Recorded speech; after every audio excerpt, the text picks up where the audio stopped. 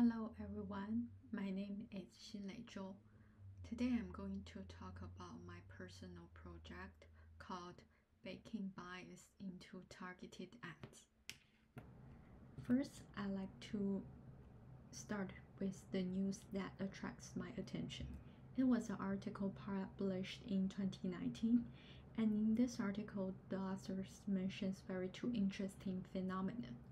First is that women who work in science, engineering, or STEM-related industries saw less STEM-related ads on their social media pages when compared with their male partners in the same industries.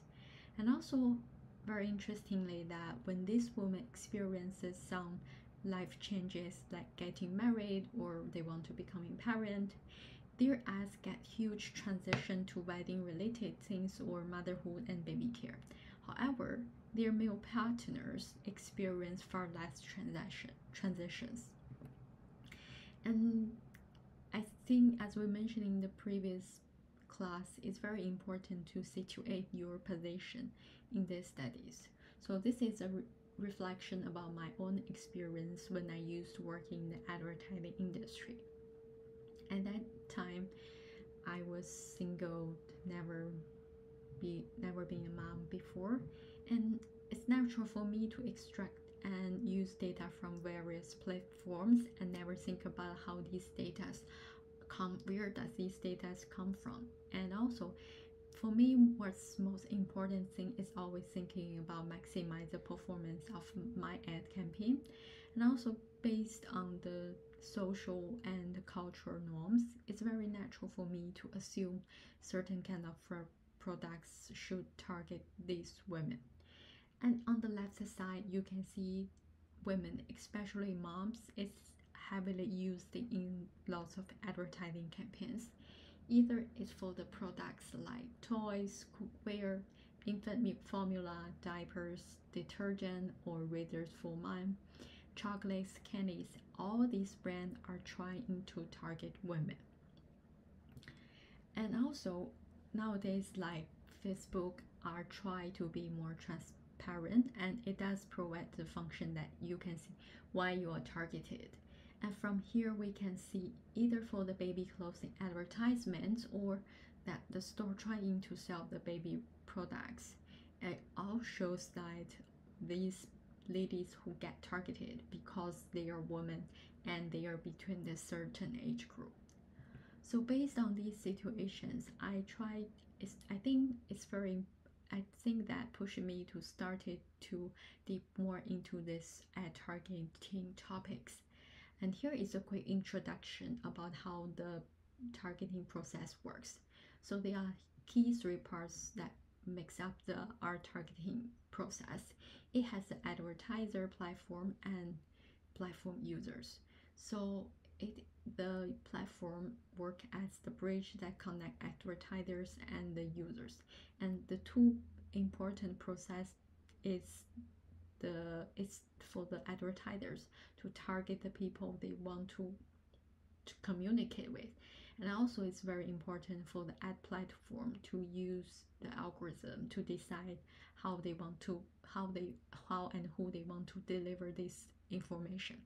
Especially the targeting and the delivery system here are heavily empowered by the algorithm, and it's because these are so important, it's kind of like the black box that only owned and known by the platform. It's very difficult for people who are outside of the company to study this algorithm and the data behind. So based on the introduction part and also the data feminist principles, I come up with three key issues for further explanation. And the first is very important that I want to expose and analyze the problem. So in this case, how does the ad targeting and delivery system decide who receives them ads and who has the eligibility to see these ads? And second is about rethink binaries and hierarchies here. So how does the behavioral and interest data get exploited in this targeting and delivery system, and how the classification is constructed of human beings? And the third part is consider about the overall context. So what leads to the gender bias targeting and delivery of the ads? So what are the social and political contexts behind? Based on these quick three questions, I start to review some related literatures. And here I highlight some key findings from my literature review. First is that women as a prized demographic. From the Lambert-Chan and Tucker study, it finds that even though in the STEM as they try to stay as a gender neutral targeting, because women are more expensive to target, especially those young women between 25 to 44. And there are two reasons. Like first, because these women are more likely to engage with advertising, and also because they traditionally control the household expenses. That's why so many brands are trying to grab their attentions. Therefore, the system just look for maximize the cost efficiency, and then they decide to spend more money on the man. And from here you can see there is an average CPM comparison between men and women. So the CPM kind of refers to how much does it cost to every 1,000 impressions of an ad receives. And from here you can see women are much more expensive than men to target. However, and beyond this, there are also another things it's called content bias skill in the delivery system. Because as I mentioned before, the delivery is highly empowered by the algorithm. There are some issues lies in these tools. From the two studies, it finds that even though at the setting of the advertisement there is not any gender related targeting, but the results still shows that either the delivery system or the marketing tools that provided by the platform, like the lookalike and special ad audience algorithm, find that these tools will skew the demographic features. And also shows that the system is actually automatically try to classify the content to help them find the people who they think are more relevant. So here is a case that users who resemble the ones in the ads are frequently show a disproportionate amount of ads. In this case, it's like, for example, the black users are more likely to see the photos of the black people. So even though Facebook's already removed their functions of demographic features, but clearly there are some issues that rooted in their algorithm systems that need more actions. And also another problem addressed in many studies is about because these platforms, the system is built on the data and algorithm. It's very important for them to try to segment and classify people. And these platforms are trying to classify users that can be sold for the advertisers.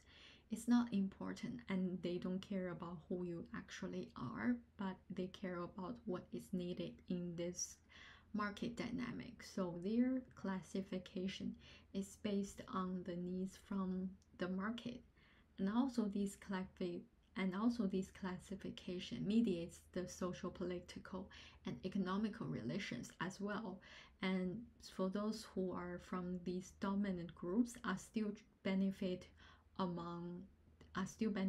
from this power structure. And based on these platforms, they have different ways to interpret user data. So there are translated interests that try to represent a more nuanced user behavior, like when you click and like or when you make a comment on the platform. And also there are some more imputed interests which are driven by the digital trace of your digital trace and your digital fingerprints, that including information in your personal profile or also your search behavior, or even some of your behaviors that are not from these platforms.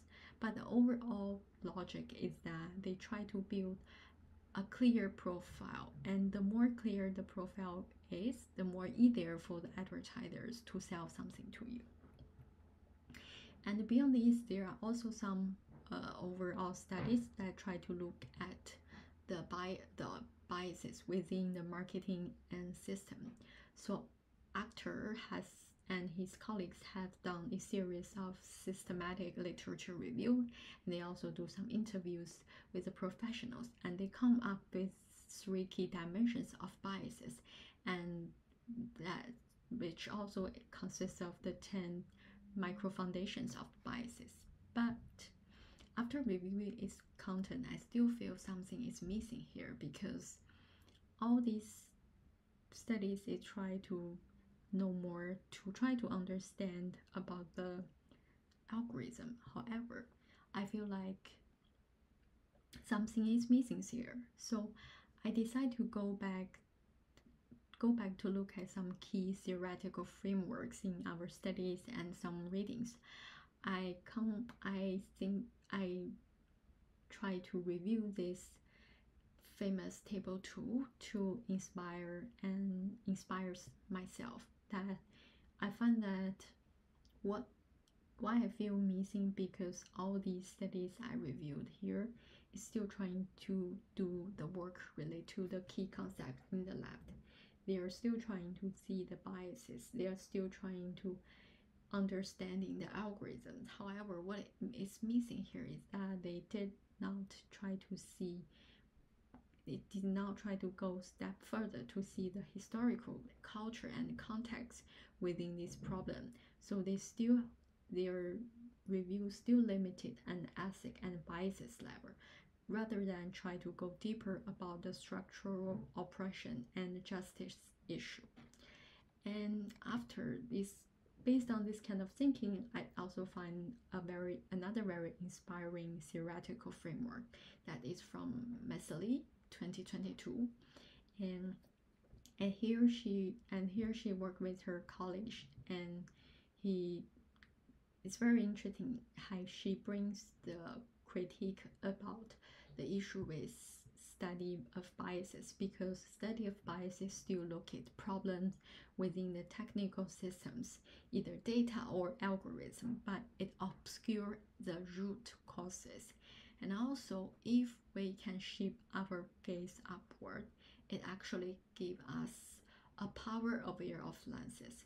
It is possible for us to interrogate why such kind of accurate, efficient, and seemingly devised machine learning system are still not good for everyone. So from here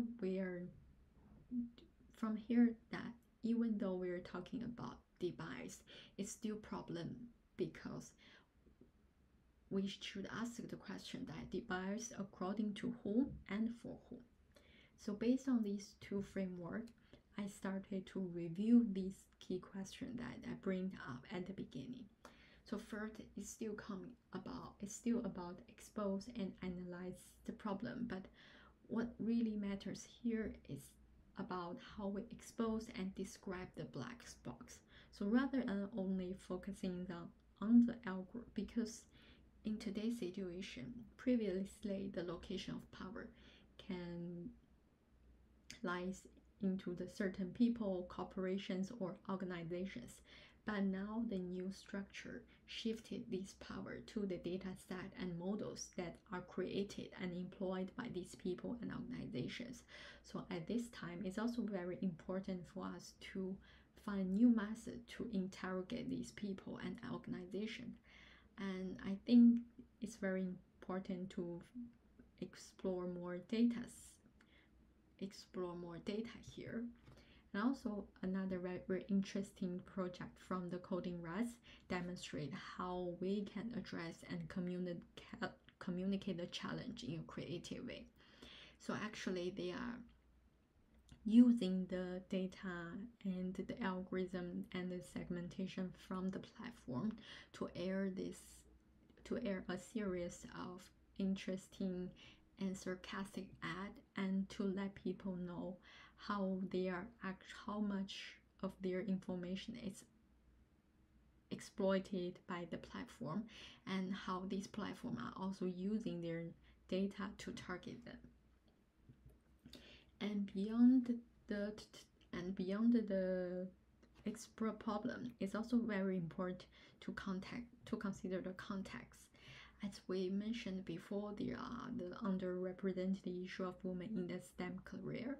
From the data from US showed that women who fills half of the all jobs in the economy of US still hold fewer than 30% of STEM jobs. And also additionally, women who earn 41% of the PhDs in the STEM fields but only make 28% of tenure track academic faculty. But why makes this problem happens? It's very important for us to go back to shape the gates upward and how to shape the gates backward. From here, there are some findings about how historically people are trying to define the jobs for women and for the job for men. So from here, there are some biased standards that because the societal stereotypes of women, as they are more caring, they're more community oriented, that these kind of character makes them not suitable for the scientists and engineers who are considered need to be analytical, self-driven, and action-oriented. And because these stereotype bias of women, they evaluate, and when they try to evaluate the women who want to enter into these STEM industries, they are rejected because of these stereotypes. And also because this STEM industry has been long held by the men, and also as mentioned that the group membership that built up by these men, they try to hold a disproportionately large share of positive social value as the power, social status, and material goods, and also they try to limit all these goods within their own group members.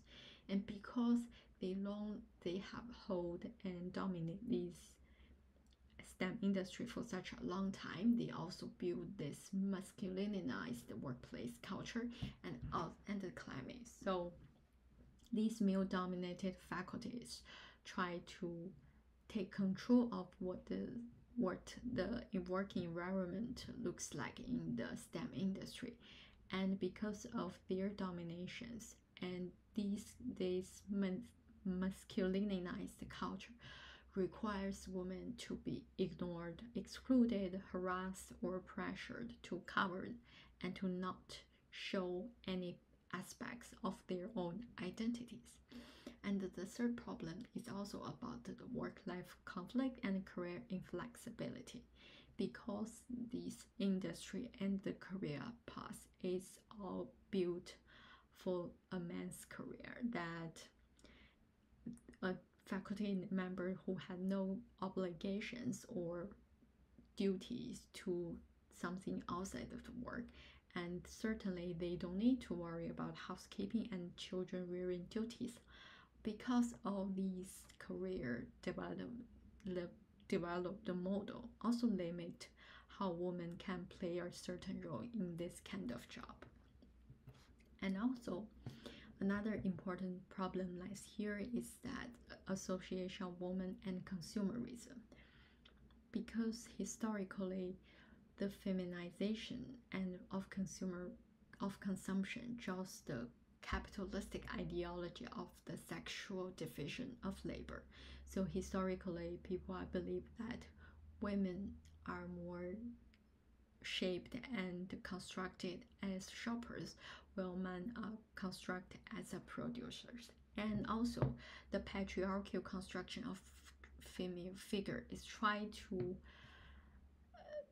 describe them as obsessively attracted to these objects and consumptions. And it's very common for them to shape the woman as to shape and restrict women to the feminine sphere of commodities and beautification. Like we see many art and all these cosmetics and fashions are all try to target women. They are try to use these things to trap women in the consumerism, and also try to bring them with additional anxiety and the additional stress to make them to consume, to use consumption to shape their own identity. And also because these consumerism that also drives the commodification of people and the new form of capitalism. As Zuboff mentioned in 2015, she proposed the idea of surveillance capitalism, which predicts that because this whole new system that enables the capitalism to profit from the literal surveillance and modification of humans' behavior. And this also linked to the best idea about the data capitalism that refers to a system where an asymmetric redistribution of power oriented towards those who with access to and the ability to make sense of the information is made possible by the commodification of our data. And this is exactly what Facebook and Google is trying to do with our data. So on these platforms, the users have been commodified, and primarily based on other content generated by us, and all these content we generated is also turned into the information, can be monetized, can sell to other advertisers, and can use to make money from ourselves. And not only we give them the free labor, but also we give them information and data that can be used to against us.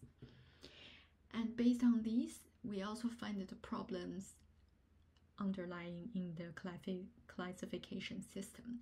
From the classification of data in Facebook in 2021, there are 474 categories that containing woman and girl. Interestingly, there are only 177 containing man and boy, and also lots of these are related to movies and sports teams. It's very interesting because many of these tags is called woman and video games, woman in business, woman in science. However, there won't be a tag called man in science, man in business, man and video games, because historically all these things are associated with man, because man is the normative subject, and for them they don't need to specify their situation. And also I think because as we mentioned before about the surveillance capitalism and data capitalism, it all justify the commodification and the control of human being in this classification process.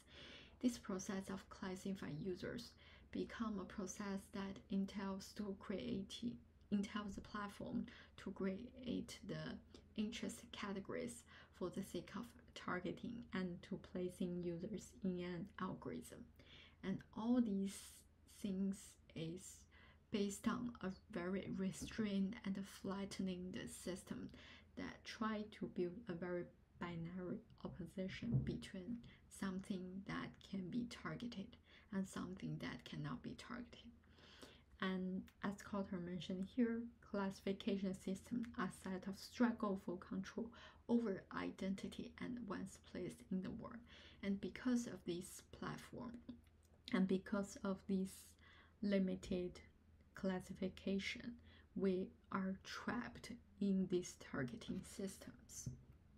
And last, I just want to quickly recap my study at the end. So from the three key issues I mentioned at the beginning about expose and analyze the problem, rethink binaries and hierarchies, and also let's consider the context, we come up with a more clear action that in this case is that from her problem to our problem, because it is time for us to drive the public debate about the underrepresentation of women in STEM and also other minority groups who are underrepresented in so many areas and industries. And also it's very important for us to question the classification system, how these systems are constructed and what kind of values is encoded into them. From here we can see here are some values coded in this targeting system, that man as a norm, man as and also human as a numbers that can be classified, that can be commodified. And also we see the gender politics is also encoded in the system. And at last, we can see it's very important to analyze the social power in relation to the data setting, and also we need to name the structural forces in the system. And from here we can see how capitalism and patriarchy is working in the system that to create this oppression for women in this art targeting system. And thank you for listening.